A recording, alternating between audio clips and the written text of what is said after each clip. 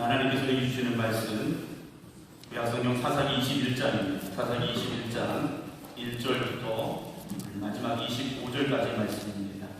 구약성경 399쪽입니다. 구약성경 399쪽 사사기 21장 1절부터 25절까지의 말씀인데요. 7절까지만 먼저 공독하겠습니다. 구약성경 399쪽입니다. 사사기 21장 1절부터 7절까지 공독합니다. 이스라엘 사람들이 미스바에서 맹세하여 이르기를 우리 중에 누구든지 딸을 베냐민 사람에게 아내로 주지 아니하리라 하였더라. 백성이 베델에 이르러 거기서 저녁까지 하나님 앞에 앉아서 큰 소리로 울며 이르되 이스라엘의 하나님 여호와여 어찌하여 이스라엘에 이런 일이 생겨서 오늘 이스라엘 중에 한 지파가 없어지게 하시나이까 하더니 이튿날에 백성이 일찍이 일어나 거기 한 제단을 쌓고 번제와 화목제를 드렸더라. 이스라엘 자손이 이르되 이스라엘 온 지파 중에 총회와 함께하여 여호와 앞에 올라오지 아니한 자가 누구냐 하니 이는 그들이 크게 맹세하기를 미스바에 와서 여호와 앞에 이르지 아니하는 자는 반드시 죽일 것이라 하였습니다. 이스라엘 자손이 그들의 형제 베냐민을 위하여 뉘우쳐 이르되 오늘 이스라엘 중에 한 지파가 끊어졌도다. 그 남은 자들에게 우리가 어떻게 하면 아내를 얻게 하리요? 우리가 전에 여호와로 맹세하여 우리의 딸을 그들의 아내로 주지 아니하리라 하였도다. 아멘. 할렐루야. 아멘. 오늘 밴드로 예배를 드리고 계신 분들이 오늘 음성이 송출이 안 돼서 핸드폰으로 다시 시작을 했는데요. 죄송한 말씀을 드립니다. 잘 손본다고 봤는데 뭐가 또 안 맞았나 봐요. 시험 방송할 때는 소리가 잘 나갔는데 순서가 잘못됐는지 다시 한번 써보도록 하겠습니다. 아무리 잘 하려고 해도 안 될 때 그렇게 안 되는 것 같아요. 근데 또 안 될 것 같은데 하나님이 역사하시면 될 줄로 믿습니다. 그게 믿음의 비밀인 것 같고요. 신앙을 하는 우리의 삶에 있어서 우리가 정말 하나님께 주는 그런 기쁨을 발견할 수 있는 시간이 아닌가 하는 생각을 해보게 됩니다. 오늘 마도시 고사님께서 치아 치료를 좀 받으셨어요. 아마 임플란트 치료를 받으신 것 같은데 그래서 몸이 불편하셔서 찬양 인도를 못하셨습니다. 그래서 기도해 주시고요. 그리고 건강검진을 받으셨는데 내장에서 이제 손종이 좀 발견이 된 것 같아요. 그래서 분당 서울대병원에 예약을 하셔서 입원하셔서 제거하는 시술을 받으셔야 될 것 같습니다. 크기가 조금 크다고 하는데 소견상은 손종이라고 이제 판단을 한 것 같아요. 큰 이상 없이 좋은 결과 있을 수 있도록 기도해 주시기를 부탁을 드립니다. 오늘 이제 사사기 마지막 시간입니다. 사사기 1장에서 오늘 21장까지 긴 시간 동안 사사기 말씀을 나눠왔는데요. 사사기에는 이스라엘 백성들이 출애굽을 하고 광야의 40년 세월을 하나님의 말씀으로 살아야 된다는 것을 공부하고 그리고 요단강을 건너서 가나안 땅에 들어간 사람들이 하나님께서 여호수아를 지도자로 세워주셔서 전쟁을 하고 그리고 그 땅을 차지하게 됐는데 그 뒤에 그들이 어떤 삶을 살았는가를 우리에게 알려주고 있는 책이 사사기의 책입니다. 광야에 만나는 그들에게 있어서 사람이 떡으로만 사는 것이 아니라 하나님의 입에서 나오는 모든 말씀으로 살아야 되는 것이다 라고 예수님께서도 우리에게 말씀을 주셨는데요. 광야의 삶은 하나님만 바라보고 살라는 삶이었다라는 거죠. 광야에서 그들은 다른 거 의지할 수 있는 게 아무것도 없습니다. 40년 동안 그들이 뭘 먹고 살 수 있겠습니까? 어떻게 광야의 삶을 40년을 살 수 있습니까? 한두 명도 아니고 200여만 명의 사람들이 광야의 40년 세월을 살았다 전적인 하나님의 은혜라는 거죠. 그리고 그 은혜를 깨달은 사람들이 요단강을 건너서 가나안 땅에 들어간 겁니다. 그런데 문제가 뭡니까? 그 신앙이 이어지지를 못했다는 거죠. 그리고 너무 쉽게 가나안 땅에 적응을 해버렸다는 겁니다. 가나안 땅은 먹을 게 있습니다. 그리고 자기가 노력하면 얼마든지 잘 살 수 있는 곳이라는 거죠. 광야는 자기가 아무리 노력해도 잘 살 수 있는 게 없어요. 자기가 아무리 노력한다고 곡식을 거둘 수 있는 게 아니에요. 하나님만 바라봐야 되는데 가나안 땅에 오니까 내가 씨 뿌리면 거기서 싹이 트고 자라는 겁니다. 물을 잘 대면 풍성한 곡식을 거둘 수 있는 거예요. 그래서 이들이요 이방인 우상을 섬기기 시작하게 되죠. 하나님은 뒷전이 되고 맙니다. 하나님 그들을 책망하시고 돌아오라고 말씀하시죠. 그런데 돌아오지 않습니다. 그래서 이방 민족들을 통해서 이스라엘 백성들이 고난을 당하게 되는데, 그때 이스라엘 백성들이 하나님을 살려주세요 외칠 때 하나님이 그들을 위해 세워주신 사람들이 바로 이 사사들이죠. 그리고 이 사사들을 통해서 이스라엘 백성들을 환난 가운데서 하나님의 은혜로 구원받게 하십니다. 그러면 다시 깨닫고 우리가 하나님만 의지해야 되는데 라는 믿음으로 쭉 살아야 되는데 그렇지를 못하죠. 조금 살만하니까 다시 세상을 향해 갔다라는 겁니다. 여러분, 힘들고 어려워서 세상을 향해 가는 게 아니라 살만하니까 세상을 향해 갔다라는 거예요. 여러분, 두려운 말씀으로 들어야 됩니다. 힘들고 어려우면 하나님을 의지해야 되는데요, 그 반대가 되더라는 거죠.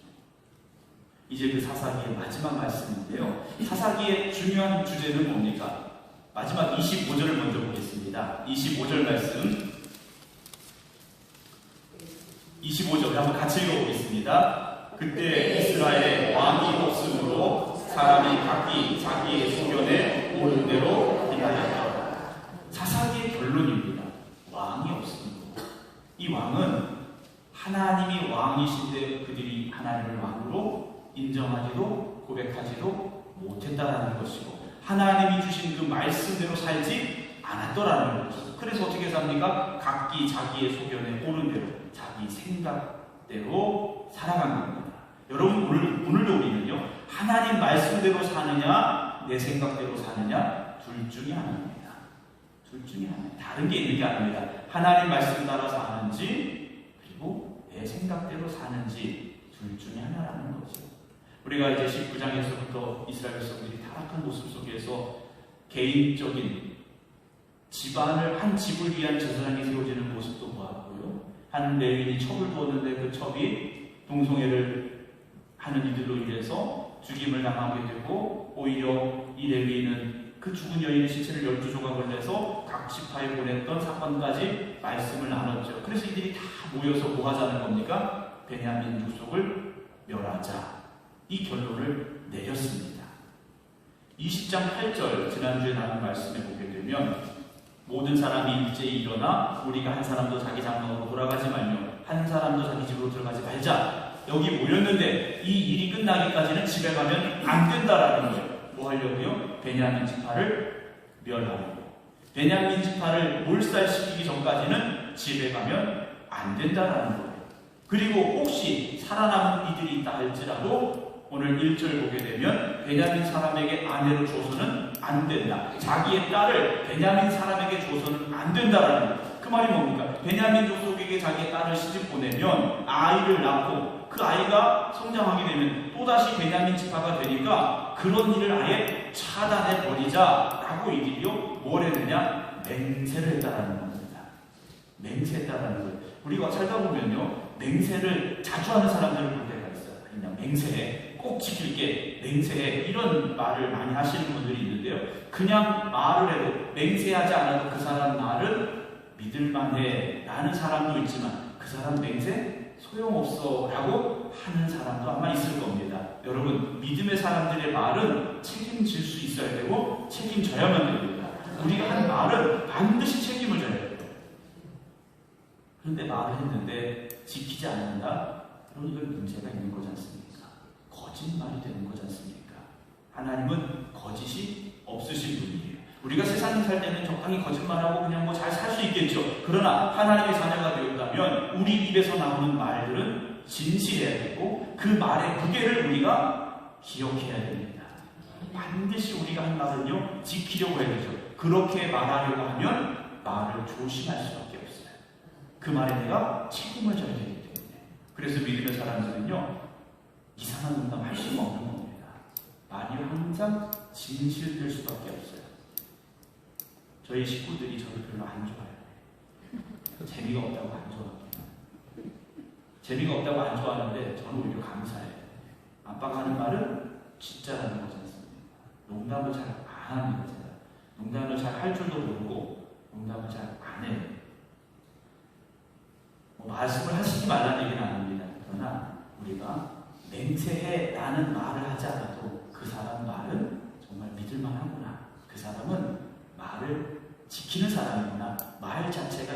자식이야 라는 소리를 들을 수 있어야 되는데, 이 이스라엘 지파가 다 모여서 우리 베냐민 지파 다 죽이기 전까지 집에 가면 안 돼, 혹시 살아나는 사람이 있어도 딸 주면 안 돼, 이런 맹세를 했습니다. 그럼 이 맹세를 왜 했느냐 하는 거죠. 분위기 일단 휩쓸린 거고요. 그리고 누구도 이 약속을 어겨서는 안 된다는 아마 그들 나름대로의 다른 맹세가 아니었을까라는 생각을 해보게 됩니다. 그런데 이 맹세라는 것이요, 나중에 그들이 그 맹세를 한 것이 잘못됐을 때 그 잘못된 것을 회복할 수 있는 길까지 막아버리는 경우들이 종종 있게 되더라는 거죠. 그래서 맹세는 사실 조심스러운 것이고요, 맹세했다면 반드시 우리가 지켜야만 됩니다. 우리가 사무엘상의 말씀을 나눌 때 사울하고 블레셋과 전쟁을 합니다. 근데 사울이 갑자기 뭘 선포하느냐? 금식을 선포해요. 블레셋과 전쟁을 하는데 해가 질 때까지 아무것도 먹으면 안 된다, 그냥 싸우기만 해라고 사울이요 명령을 내리고 백성에게 맹세를 하게 합니다. 그런데 거기서 누가 이 소식, 이 이야기를 못 들었느냐? 사울의 아들 요나단이 금식에 대한 맹세를 못 들은 거예요. 그래서 어떡합니까? 길을 가다가 숲속에 꿀이 있으니까 그 꿀을 지팡이로 찍어 먹었던 얘기가 있지 않습니까? 그런데 나중에 이게 드러났죠. 어떻게 합니까? 요나단을 죽여야 되는데 백성들이 말리지 않습니까? 백성들이 말렸어요. 사울은요 맹세를 잘못하는 바람에 아들을 죽이는 아버지가 될 수도 있었더라는 거예요. 사랑하는 성도 여러분, 우리가 맹세한다, 약속한다, 사실 참 조심스러운 말입니다. 그냥 내가 하는 말은 그게 약속이고 그게 맹세의 삶이 되어져야 되지, 큰 소리만 뻥뻥 치고 나중에 어떻게 뒷감당할 수가 없어서 그땐 그랬는데 지금은 아닌 것 같아, 이런 초라한 우리의 모습이 되지 않기를 주님의 이름으로 축원합니다. 우리가 은혜 받았을 때, 열심히 있을 때, 뜨거웠을 때는요 하나님 앞에 큰 소리 쳐요. 교회라도 질 것처럼 막 큰 소리 쳐요. 근데 시간이 지나고 나서 보면 그렇지 못한 내 자신의 모습을 발견하게 되고, 그로 인해서 시험 들게 되고, 그러다가 교회 안 나오는 분들도 있더라고요. 여러분, 우리가 할 수 있는 일을 약속하고 맹세해야 되고요, 그리고 그 약속을 반드시 지킬 수 있는 저와 여러분들이 되기를 주님의 이름으로 축원합니다. 자, 일단 이들이요 이 베냐민 사람들에게 딸을 주지 말자라고 맹세를 했어요. 근데 문제가 생긴 겁니다. 2절, 백성이 베델에 이르러 거기서 저녁까지 하나님 앞에 앉아서 큰 소리로 울었어요. 왜 울었느냐? 이스라엘 하나님 여호와여, 어찌하여 이스라엘에 이런 일이 생겨서, 19장에 얘기하지 않습니까? 어째서 이런 일이 생겨서 오늘 이스라엘 중에 한 지파가 없어지게 하시나이까? 그래요. 아니, 하나님이 없애라고 그랬습니까? 자기들이 없애겠다고 하고 지금 없애는 상황이 됐는데 하나님을 살짝 끌어들였어요. 하나님을 끌어들여서 하나님 어떡합니까? 이 말이 뭡니까? 뭔가 방법을 찾자라는 거죠. 4절, 백성이 일찍 일어나 거기 한 제단을 쌓고 번제와 화목제를 드렸어요. 자기들이 하나님 앞에 어떻게 되겠습니까? 하고 나름대로 번제도 드리고 화목제도 드렸는데 5절에 한 가지 생각이 났어요. 그들이 한 맹세를 깨뜨리지 않으면서 그걸 풀 수 있는, 즉 베냐민 지파를 몰살시켰지만 남은 베냐민 족속을 지켜낼 방법을 하나 찾아냈습니다. 그게 뭐냐면, 이스라엘 온 지파 중에 총회와 함께하여 여호와 앞에 올라오지 아니한 자가 누구냐 하니 이는 그들이 크게 맹세하기를 미스바에 와서 여호와 앞에 이르지 아니하는 자는 반드시 죽일 것이라 하였습니다. 또 다른 맹세가 하나 있었어요. 그게 뭐냐면, 여기 오지 않은 지파는 반드시 죽일 것이라는 또 다른 맹세가 있었더라는 거예요.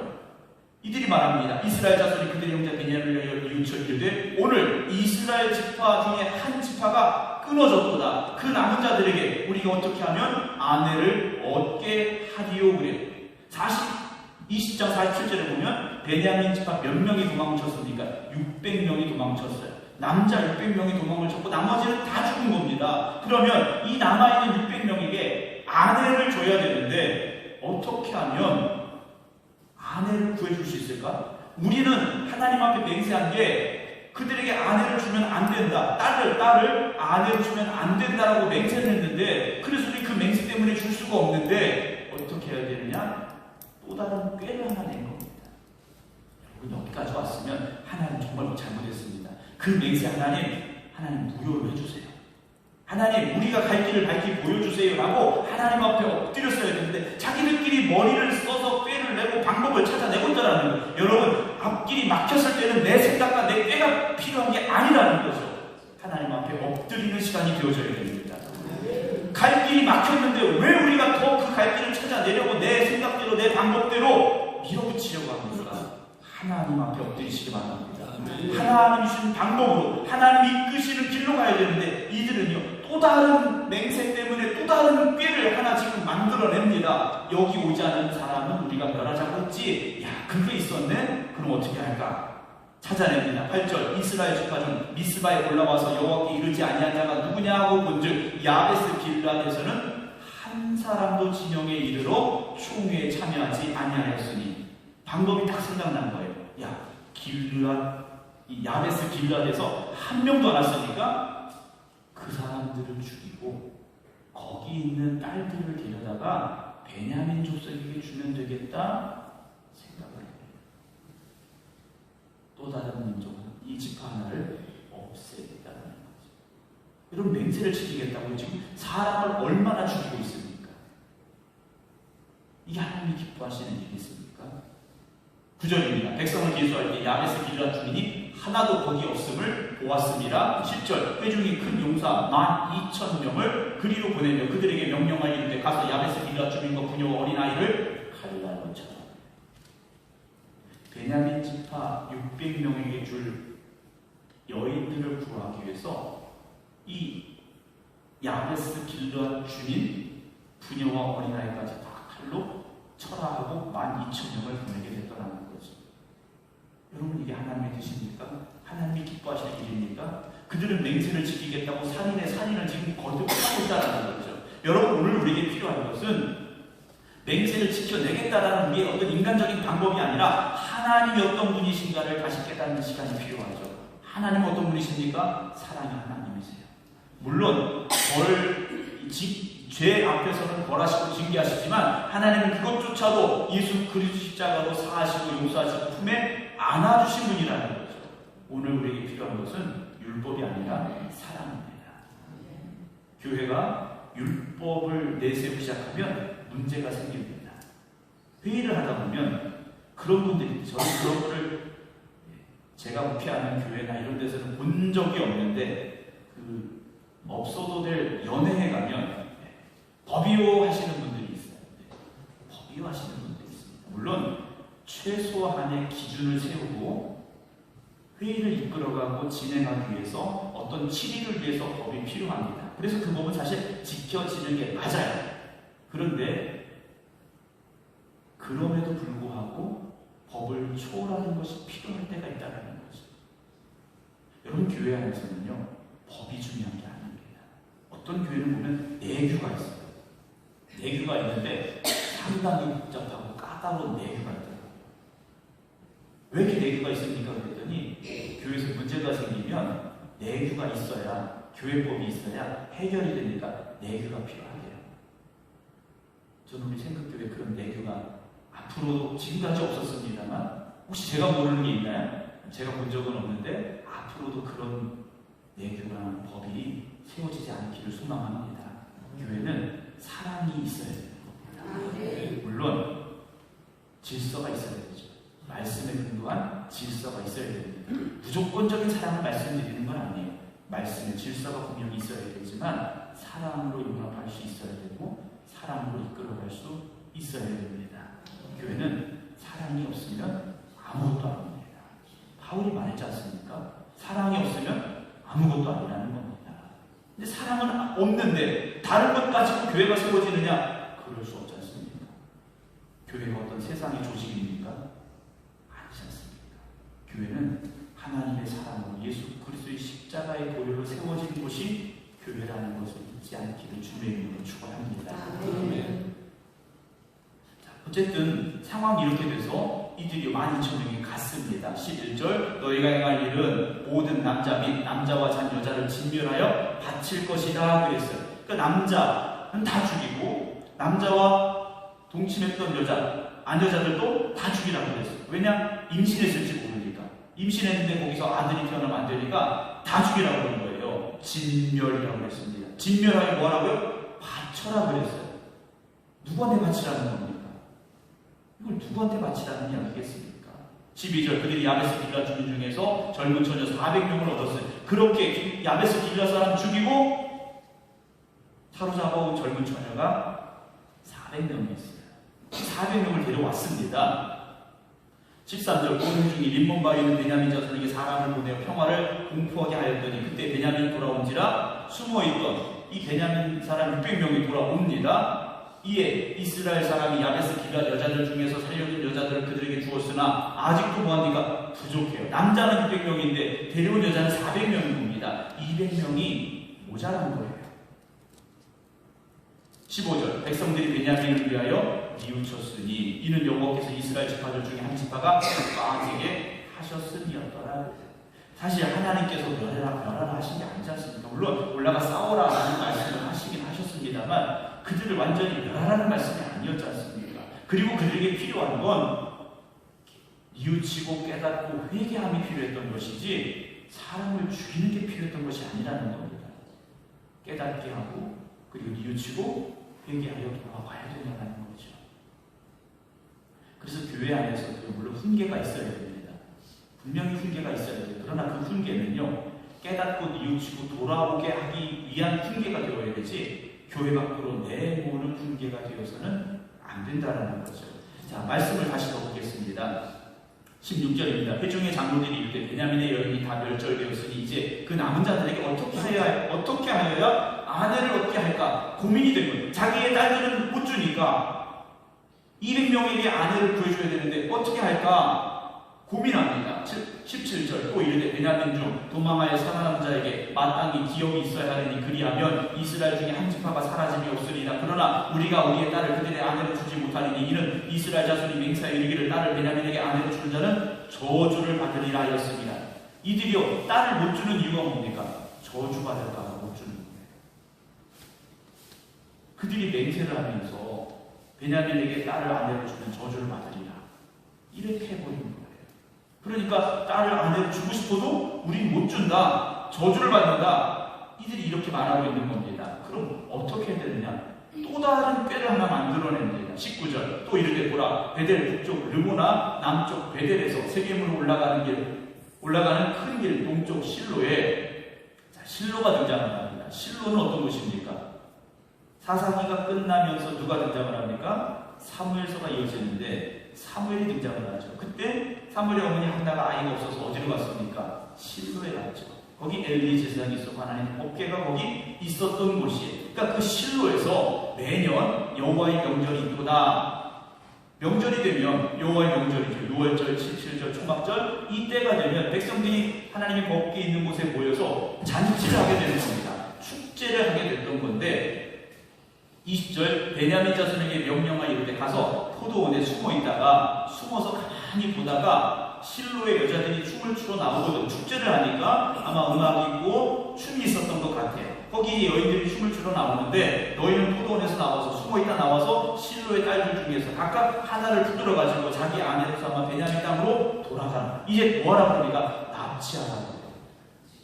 여인을 납치해서 아내로 삼아라. 한복을 내놔요. 이 합당한 방법입니까? 야베스 길라 주민을 죽여서 400명의 여인을 데려오고 실로에 하나님의 축제를 위해 모인 여인들이 춤추고 기쁨으로 춤추고 있을 때 가서 납치해서 200명을 데리고 가라는 이 말이 상식적이거나 어떤 정상적인 말이겠느냐? 아니라는 거죠. 그런데 이들은 이미요 잘못된 길로 가기 시작한 겁니다. 왜요? 각기 자기 소견에 옳은 대로 행하고 있기 때문에 자기들이 생각해서 이게 옳다 하면 그게 법이 되는 것이고 그게 진리가 되는 겁니다. 여러분 진리는요 상황에 따라 바뀌는 게 진리가 아니지 않습니까? 진리는 사람에 따라 바뀌어서 되는 게 아니라는 겁니다. 진리는 상황이 바뀌었다고 바뀌는 건 진리가 아니라는 거죠. 주님께서 하신 말씀입니다. 내가 그 길이요 진리요 생명이라고 하셨어요. 복음은요 상황이 바뀌었다고 바뀌는 게 아닙니다. 시대가 바뀌었다고 바뀌는 게 아니에요. 근데 이들은 왕이 없으니까 자기 생각에 옳은 대로 결정 내리고 이게 법이야, 이게 맞는 거야 하면서 지금 이 일들을 그렇게 크게 더 벌려가고 있다는 거죠. 22절. 만일 그의 아버지나 형제가 와서 우리에게 시기하면 왜요? 자기 딸이 납치돼서 간 거예요. 전혀 알지 못하는 남자가 자기 딸을 납치해 간 겁니다. 그러면 그 딸의 아버지나 형제들이 와서 왜 이랬느냐? 왜 이런 일을 벌였느냐? 말하겠죠. 너희는 우리에게 은혜를 베풀어 그들을 우리에게 줄지니라. 이는 우리가 전쟁할 때 각 사람을 위하여 그의 아내를 얻어주지 못하였고 너희가 자유로 그들에게 준 것이 아니니 너희에게 죄가 없을 것입니다. 적당히 하고 넘어가자는 거예요. 23절. 베냐민 자손이 그같이 행하여 춤추는 여자들 중에서 자기들의 숫자대로 붙들어 아내로 삼아 자기 기업에 돌아가서 성읍들을 건축하고 거기에 거주하였더라고 되어 있습니다. 베냐민의 남자들도요, 손해보는 일 아니지 않습니까? 장가 못 가게 생겼는데 납치해서 장가를 갔습니다. 그리고 가정을 이루었다는 거죠. 여러분, 그 가정이 행복한 가정이 될 수 있었을까라는 생각을 해봅니다. 야베스 길앗에서 자기 부모와 형제들이 다 죽고 붙잡힌 400명의 여인, 그리고 실로에서 납치되어간 200명의 여인, 합쳐서 600명의 여인이 행복했을까라는 거죠. 저는 그들이 행복하지 않았을 거라 생각을 합니다. 누군가 욕심 때문에 다른 사람이 행복하지 않다는 것은 분명히 잘못된 것이겠죠. 왜 이런 일이 벌어졌느냐? 결국 25절 사사기의 결론입니다. 그때 이스라엘의 왕이 없음으로 사람이 각기 자기 소견에 옳은 대로 행하였더라 라는 말씀이죠. 사랑하는 성도 여러분, 분별력을 잃지 말아야 됩니다. 지금 이스라엘 백성들은요, 하나에 몰두하다 보니까 바른 판단과 분별력을 잃어버리고 말았고요. 그리고 하나님의 말씀을 근거하지 않는 방법들을 내세우다 보니까 자가당착에 빠지고 말았다라는 겁니다. 어떤 이성과 상식이 필요합니다. 이것은 지켜져야 될 것이고요. 그러나 더 중요한 것은 하나님의 말씀이 반드시 살아 역사하는 우리의 삶이 되기를 주님의 이름으로 축원합니다. 어떤 다른 방법을 가지고 그럴듯하게 만들어냈다고 해서 그것이 완벽한 것이 되지 않는 거지 않습니까? 600명의 남자들이 600명의 여인을 얻어서 가정을 꾸리고 자식을 낳았다. 그럼 된 거 아니냐? 아니라는 거죠. 겉으로는 그럴듯하게 되어지고 가정을 꾸렸고 자식을 낳고 한 민족의 지파가 살았고 결론은 그렇게 났겠지만 그것은 하나님 보시기에 기뻐하실 일이 아니었다라는 겁니다. 결과만 좋으면 다 좋은 것이냐? 아닙니다. 시작도 좋아야 되고 과정도 좋아야 되고요. 그리고 하나님이 역사하셔서 결과가 축복의 결과로 맺어져야 된다는 거죠. 오늘 우리가 다시 한번 내 안에 하나님의 말씀이 살아 역사하고 있는가를 돌아볼 수 있기를 원합니다. 내 안에 하나님의 말씀이 살아 역사하지 않는다면 우리는 엎드려야 되고 회개해야 됩니다. 오늘도 이 밤에 우리 자신을 돌아보고 우리의 신앙을 점검할 수 있기를 원합니다. 이스라엘 백성들이 하나님의 은혜로 적과 꿀이 흐르는 땅에 들어왔는데 오히려 하나님은 잊어버리고 이방의 우상들을 따라갔고 그리고 이런 일까지 벌였던 그들의 모습을 보게 된다는 거죠. 얼마나 하나님의 마음이 아프셨을까? 우리가 한번 내 자신을 돌아보면서 나를 바라보시는 하나님의 마음은 기뻐하시는 마음일까? 똑같이 아파하시는 마음일까? 생각할 수 있는 이 밤이 되기를 주님의 이름으로 축원합니다. 오늘도 우리가 살아계신 하나님을 믿는다면 하나님 나의 왕되심을 고백하고 그 말씀에 따라 순종함으로 살아가겠습니다. 다시 한번 결단할 수 있는 우리 모두가 되기를 주님의 이름으로 축원합니다. 기도하겠습니다. 오늘도 살아계신 우리가 함께 하시는 아버지 하나님, 우리가 갈 길을 밝히 보여주시고 생명의 길로 진리의 길로 인도하여 주시는데 우리의 욕심 때문에 또 어두워진 우리의 생각 때문에 우리에게 보여주시고 이끌어주시는 길로 가지 못한 채 세상의 정욕의 길로 욕심의 길로 죄악의 길로 향하고 있었습니다. 주님, 우리가 깨닫게 하시고 회개하게 하시고 뉘우치게 하여 주시옵소서. 하나님의 말씀이 내 안에 오늘도 살아 역사하는 믿음의 삶이 되기를 원합니다. 하나님이 나의 왕 되시는 삶이 되기를 원합니다. 하나님 함께 하여 주시옵소서. 하나님이 세워주신 생명교회가 하나님의 말씀이 살아 역사하는 교회 되게 하시고 하나님의 사랑 위에 세워지는 교회가 되게 하여 주시옵소서. 세상에 빛이 되는 교회 되게 하여 주시옵소서. 이제는 우리 주 예수 그리스도의 은혜와 아버지 하나님의 무한하신 사랑하심과 성령님의 감동 감화 역사하심이 오늘도 하나님이 나의 왕이십니다 고백하며 기도드리는 모든 성도들 위해 이제부터 영원토록 함께 하시기를 간절히 축원하옵나이다. 아멘.